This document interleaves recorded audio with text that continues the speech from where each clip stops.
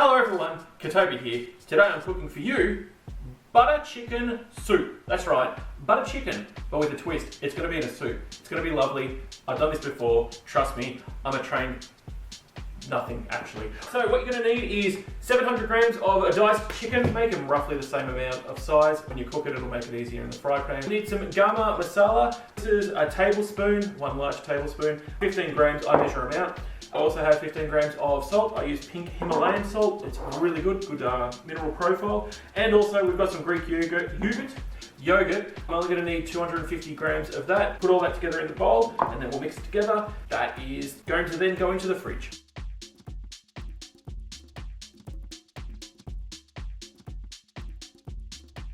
So now all I have to do is take the mix and put it in the fridge, put a lid on it, and we'll leave that for half an hour. If you've got the time, leave it for a night.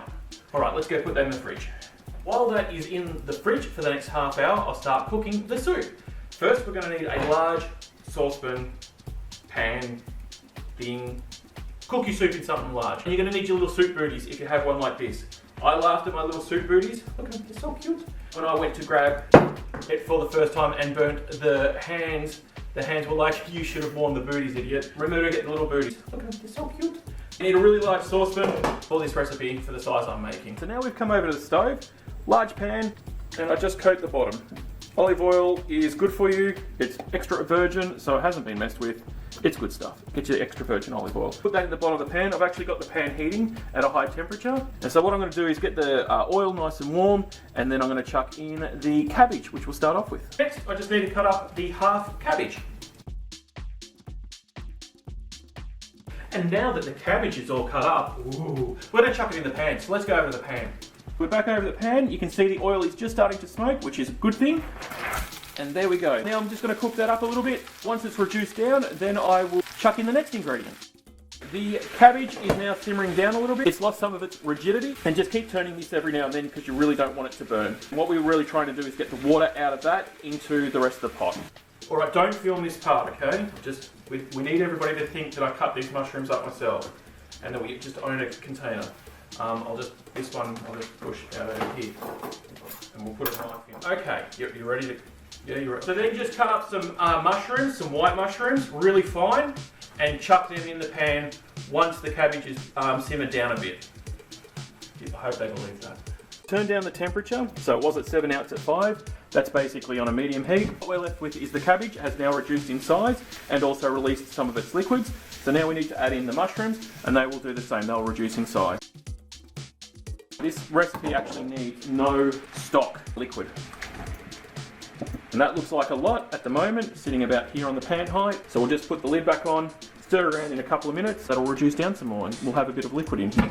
The mushrooms are also starting to release their water inside the pan. Or pot. It's actually a pot, isn't it? It's not a pan. Anyway, I misspoke. So now you're going to need to grab your celery. And unfortunately the store celery today was a bit rubbish, but we do what we can. Make sure you cut off the ends. This will be full of dirt. See all the dirt in there? Yeah, you don't want to eat that. That's not good for you. So a lot of dirt, so you need to wash the bottom of your stems as well.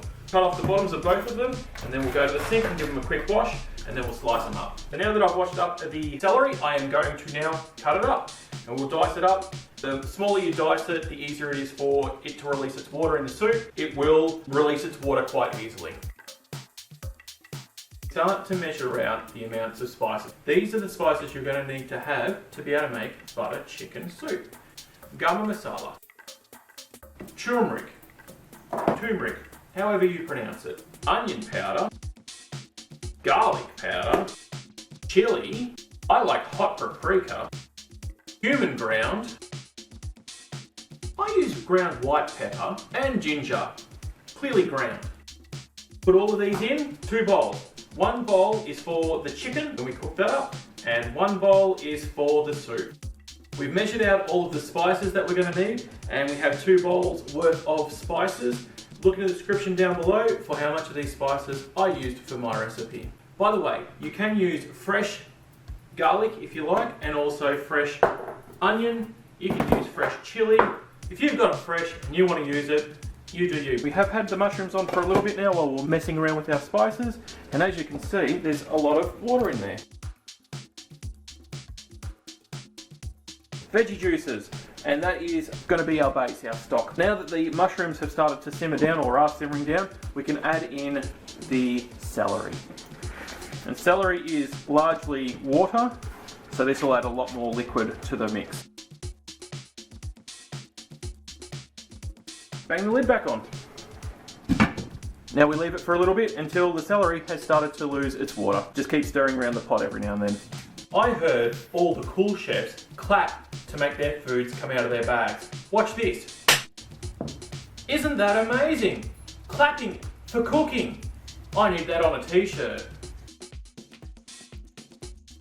Alright, I'm going to clap again, and the outside of all these cauliflowers will be completely removed, because you don't want to eat this. And now I'll clap. Wow, I can't believe how awesome that was. I'm going to clap in the kitchen some more often. I hear the clap's really handy. Anyway, so now that we've removed the outside, this stuff that we can't actually eat from clapping, what we need to do is clean up the cauliflower by taking off this massive knob at the end. So we'll do that. I can't do that by clapping. I'm not that good. I've got to use a freaking knife.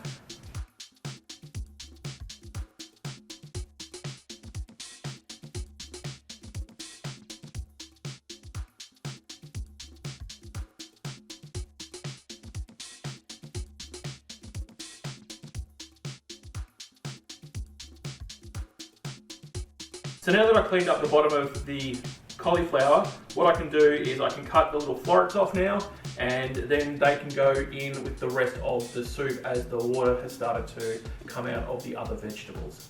So I'll cut this up. Alright, that's reducing down well. And all of the cauliflower has been cut up now. Thank you to my lovely assistant. You're alright. I don't have a lovely assistant, I'm so alone. Anyway, so I've cut up the cauliflower. I think these are called florets. I don't know, what am I? A biologist? No, horticulturist? Thank you, lovely assistant, that I don't have because I'm so alone.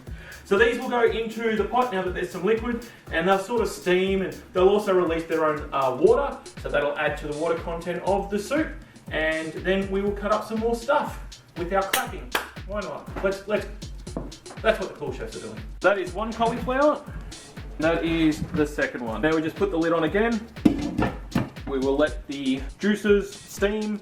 We'll let it all melt around inside there, and that'll reduce down a bit more. Then we can add in the next ingredients, bonza. I forgot to put in the broccoli as well. This is the first time I've actually chucked the broccoli in. But broccoli, cauliflower, aren't they the same? So what I'm going to do is I'm going to clap them out of the bag, because remember, I came to the kitchen to get the clap.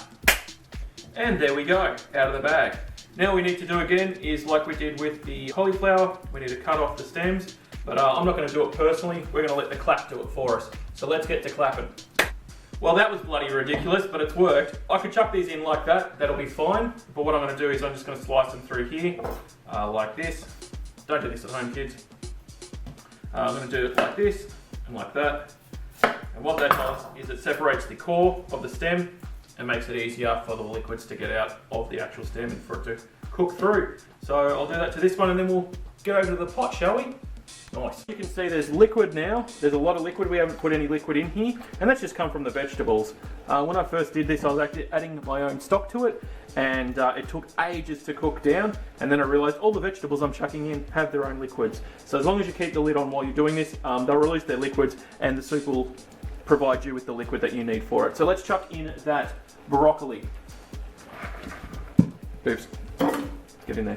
And then we just bang on the lid, and we'll leave that for a while. Set the timer for 20 minutes. That's how long it takes for broccoli and cauliflower to steam. So that's how long it'll basically take for it to start to release its water. That just seems to be a smart thing. And there seems to be some more room in that pot. We're not going to be overcrowding it. So I'm going to cut up the capsicum next. What I do is I cut off the bottom of the capsicum, then I slit the three sides, and then I peel it apart. So that's what I've done here. That's a whole capsicum here, the bottom on the bottom, and then you have the heart that comes out with it. And that's mostly the easiest way I've found to get all these yucky seeds out. Now my mistake, I was meant to get the clap to do this, but I didn't get the clap, so I had to cut it up myself with a knife like a pleb. I'm not a cool enough chef to use, I can't clap all the time in the kitchen. Anyway, this is going to go in the pot, and this will then sweat like the rest of the vegetables have been, and we'll get more juices. There's enough room in here for these. The capsicum is in there. You can see it looks like we've run out of space here, but all that will cook down once it starts sweating out its water. Once everything releases its water, it'll shrink down more. But it's got a lovely colour profile to it too. It's actually a really healthy dish. Make sure you're stirring it from time to time so the stuff at the bottom doesn't stick. Soon we can start cooking the chicken. Even if you don't like them, zucchinis have a good nutrition profile and you're not going to taste them in the soup. I'm not a big fan of zucchini at all, but you chuck them in the soup, they're just in there. They add flavour, they add nutrition, bonza. So let's clap them out. Gotta get them out of here. And so they're out. Gotta love getting the clap in the kitchen. And we'll take off the tops and then we'll just cut them into chunks and we'll be done. In fact, you know what? I'm so good at this, I reckon I can probably clap these. I don't even need to use a knife. So let's give that a go. The knife? No. You clapped it? Yeah, that's deliberate. Alright, all good. Alright, so now that I've clapped all these out, we can chuck them in the soup. There's enough room in there, so let's go do that. Lots of water coming off all these veggies. You can see they're shrinking down. It's only been a few minutes since we last did this before I clapped everything. Geez, that clapping doesn't work very well. I don't know if you really do want to get the clap in the kitchen. Anyway, mix those through, and they will also release their water. They're really good for that zucchini. Just wait a little bit longer, and then we can start cooking that chicken. This has been sitting here for 30 minutes. Every now and then I'll come up in that 30-minute time, move everything around a little bit. The cauliflower is breaking down, the broccoli's breaking down. You're not trying to keep all of the ingredients looking perfect. The idea is that it's a soup. I'm actually going to use a blender on this later on once it's all simmered down more, and you won't recognise any of the ingredients. It'll just be one mess of ingredients. So don't be delicate with the vegetables that are inside. There's no need to be delicate with them. You just move it around. You don't want anything burning on the bottom of the pot, and if you can get to the bottom, when you can get to the bottom, just lift it up a little bit so everything circulates around. That'll give you a proper cook. There is a lot of liquid in here. You can see there's a lot of liquid. We haven't added any extra liquid to this at all, which is fantastic. That's the idea. Self-liquefying. I don't know if that's the right term. One of you in there in the comment section can tell me off for all the words I'm not doing correctly. Anyway, so the idea is that this is now at a spot where I'm really happy with it. We're going to put that on the back burner so we can start doing the chicken. So this can cook for another roughly hour. We can cook the chicken in that time. Put the lid on and we'll turn on the back burner to half heat and it can just sit there like that. And now I can get ready with the next pot. Don't get light olive oil. That's just a light flavour. If you don't like the flavour of olive oil, get light olive oil. But I do suggest getting olive oil or using olive oil. It is a really good oil, much better than vegetable oil. Vegetable oil is not so good. If you're using the vegetable oil one time and then chucking the oil out, she's good. So we're going to be putting the chicken directly into this pan. And we want this oil to get nice and hot. Again, nearly to the point of smoking. The unfortunate thing with this pan is the oil will tend to go to the outside, but as I add stuff in here, it'll actually move the oil around. So I just want enough at the moment that there's not enough, if that makes sense. Enough that there's not enough. And while that's warming up, we'll get the chicken out of the fridge. The idea here is to take out each piece of chicken, place it in the pan. So there's a bit of chicken here, a bit of chicken here. We don't want to just empty this whole thing into the pan. That would be very terrible. We don't want to crowd the pan. So while the oil's heating up, I'm going to get myself ready with some tongs. I'm going to start putting the pieces of chicken in the pan one by one. And really, if any of the sauce falls off, that's cool. If it doesn't, that's also cool. The oil's nice and hot. Just start putting in the pieces one by one. It's a bit time consuming, this part, but it's utterly necessary to get a good all-round cook. And then I'll turn up the heat. At the moment it's on a medium heat. I usually do this around a medium to slightly high. And if you find you haven't put in enough oil, you can always add in just a little bit more too. It will cause the rest of the oil in here to cool down a fraction, so just know that your cooking time may vary. I've noticed the pan isn't quite hot yet, but we're getting there. The centre of the pan is hot because it's closer to the element. I will rotate all these outer ones into the centre too. But again, definitely avoid overcrowding the pan. I did one time and it wasn't a good experience. The oil's almost made its way into the centre. That's the first lot. The oil will stick to the sides of the food. Don't want to do that too much. And now we want to turn it up. So I'm going to turn that up to 7, just to really heat it up. I find this is the most important part. You really didn't need to see me cut food up. Just seeing this cook for the first time might be handy for first time people, because I wasn't exactly sure when I first did it how to do it properly. But you see I'm keeping the chicken separated. And this is where I normally will set a timer on the oven. Set a 3-minute timer right now.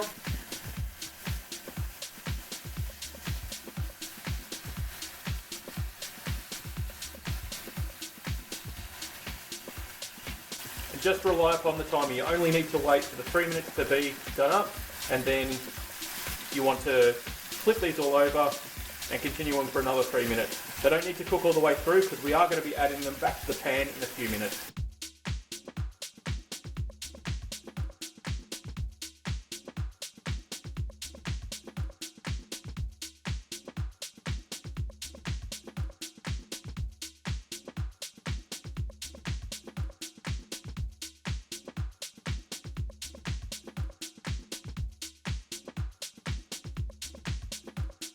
And it's okay if you burn the chicken. Not completely burnt, that wouldn't be great. But if the sauce itself is slightly charred, that's not a bad thing. It actually adds to the flavour. But you don't really want to get the chicken to that point if you don't have to. Coming up to it's almost time to flip everything. So now we just start flipping. What I like to do is the darker ones, I'll put to the outside, and the less dark ones, I will put in the centre. Reduce that heat down just a little bit. So only once I finish flipping everything that I set the timer for 3 minutes again. These are all looking pretty damn good. Here we go. Now I'm going to get another plate ready because we'll be putting these into that plate, and then we'll do another batch and so on and so forth. It's just a rinse and repeat now until we empty the bowl and it's all cooked up. And then we'll do the next step. Chuck all of these onto the plate now, and then we'll chuck in the next lot. Remember, these don't need to be cooked all the way through. They just need the outer coating to really be cooked mostly. Done. And if you need to add a little bit more oil, don't be afraid to add in some more oil. Just be careful, hot oil and cold oil don't really go well together. But we've got so much oil here, we've got enough for the next lot. Next lot. Just rinse and repeat. The soup is ready. You can see there's a lot of liquid in there. Everything's broken down. And that's all happened whilst we've been cooking the chicken. Let's have a look at the chicken now. This is the last batch. You've got the previous batch, and then you've got the current batch. You've got 3 batches out of this 700 grams worth of chicken. Of course, you can adjust all this to your own taste, because this is literally going to go in there once we do the next step. Probably should have got the oil a little bit hotter before I started cooking before. That's the beef beat. Take all this out. Next, we chuck in the spices. Add the 2 bowls of spices, one to the pan so it can cook off, and one into the actual soup so it can start to flavour the soup. Get all the oils that we've used. If you need to add a little bit more extra oil, absolutely go for it. But what we want to do right now is just cook off the spice a little bit. Help to bring out some more of its aromatic flavours. The spice will do a really good job of actually soaking up all of that extra oil. See the spices there? Just trying to get the same sort of consistency throughout it, evenly distributed with the wetness. And I'll break that up. I'll leave that for a little bit. Hot now. I'll empty all of those spices in there as well. Give that a stir. You'll watch it all start to change colour.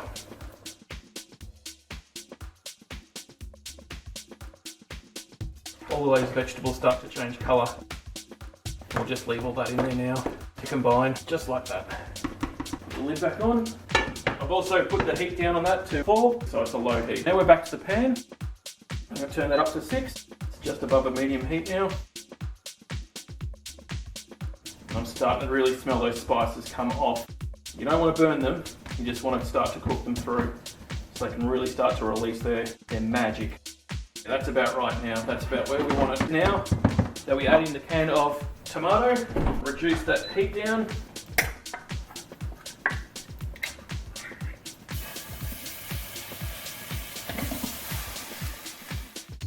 And then we add in a tin of water. You could add in a cup, so 250 mils, but I like to do it this way. Okay, you can really smell the spices in the house. It really has cooked the way, like all the way through. It's quite pungent actually, almost burnt, which is right where you want it. But you adjust how you like it. Having the onion powder changes how the spices will cook. You can see that thickening up already. Also having the garlic powder will change how those spices cook. So there is a bit of a fine line. Those two are very prone to burning themselves. So just be very careful. It is easy to get it wrong. Best to err on the side of caution where you can. So you can see this is thickening up already, which is lovely. We're going to leave that now for a couple of minutes to start to simmer. We have reduced down the sauce. Now what we've got to do is make it a nice smooth sauce, because currently right now it's not so smooth. I think you can see that. But it has reduced down quite a lot, very carefully, so I don't ruin my beautiful Kotobi merch, which you can get online, put this in there. So, wish me luck.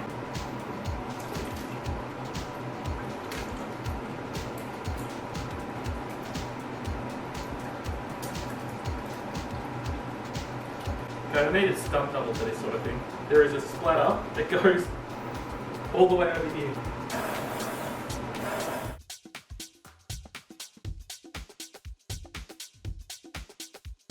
Well, I didn't die. So whether you're using crushed tomatoes, whole tomatoes, whatever sort of tomatoes, I like to get the sauce as smooth as possible. So that's what we've got here. And we'll add that back to the pan while we can. So let's put that in there. Look how smooth that sauce is. That is wonderful. Yeah, that is a really smooth sauce, and that's why I like to give it a blend, give it a whackaroo. Yeah, that's store-bought right there. That is so fantastic. Look how silky smooth. And now we add the chicken back into that. We don't want it splashing. Kotobi merch. Now we coat it all. And that's starting to really get that good buttered chicken look. So what I'll do now is I'll mix this around. I'll let it sit for another 5 or so minutes. Oh my goodness. And it is goodness. It's healthy goodness. This is super healthy. I like to do 3 of these. This is vegetable stock. Really at this point, this whole soup is vegan. So if you had fake chicken or you wanted to do your own version of the butter chicken, your choice, and not do chicken, do some other non-fleshy animal, I don't know, your choice, right? At this stage, nobody's murdered any animals. That's all I'm saying. Okay, I'm going to very carefully put the blender in here to turn this soup into deliciousness. Let's do that now.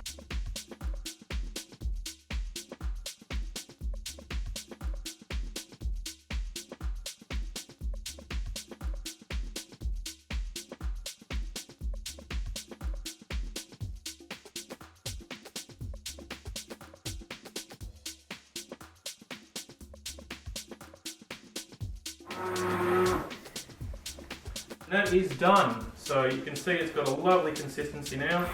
Yeah, it's a little lumpy. That's the way it should be. It's soup for goodness sake. So now we're going to chuck the butter chicken in here when it's ready. So this will go back on the stove. Now that this is simmered for a bit longer, I'm going to chuck in the Greek yogurt, and that's a cup, so 250 mils. You always lose some to the cup. And then we mix that in. I like yogurt over cream. Cream's not really that good for keto, so that's why I use the yogurt.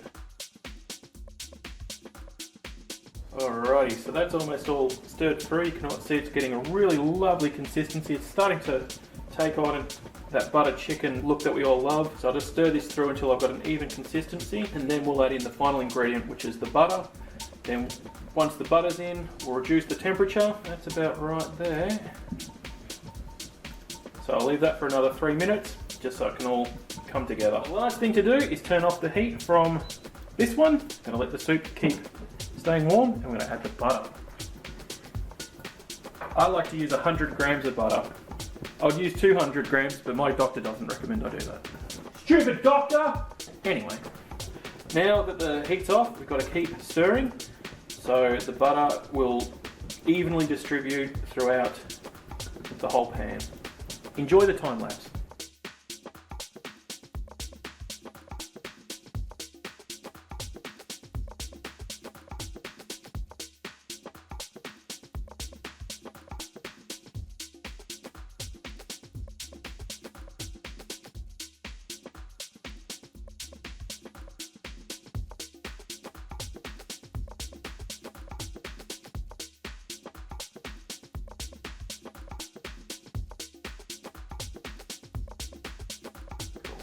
So the butter now will be gone. It's all mixed through here at a nice low temperature, which means that the butter won't split and we'll get a lovely, lovely consistency. Oh no, that's the last of the butter right there. That's it. Goodbye butter, thank you very much. Hello doctor, I'll see you tomorrow. Beautiful. This is silky smooth. So this is done. We can actually try this now. See myself and my awesome cameraman, my beautiful assistant. The big question is though, how does it taste?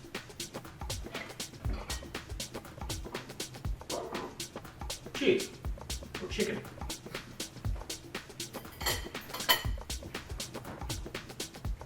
The chicken's really well cooked. Yeah. Spicy. Mmm. That's amazing. That really is amazing.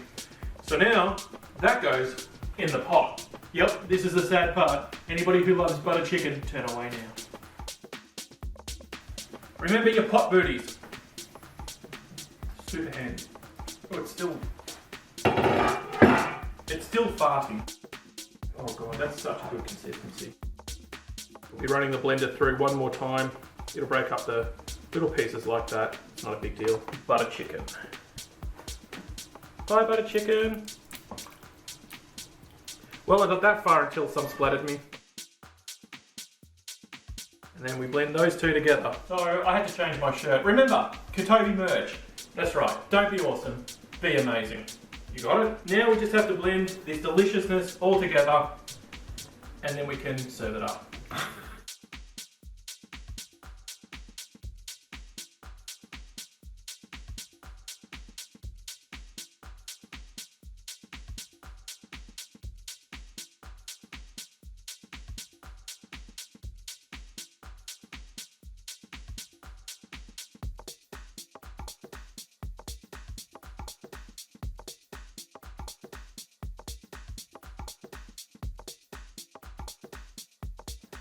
That is that Frankenstein done right there. Well, actually, it's more like Frankenstein's monster. Let's have one final taste, shall we? Oh no, you have to. You helped make this thing. Are you scared? No, not really. All right, you first. It's hot.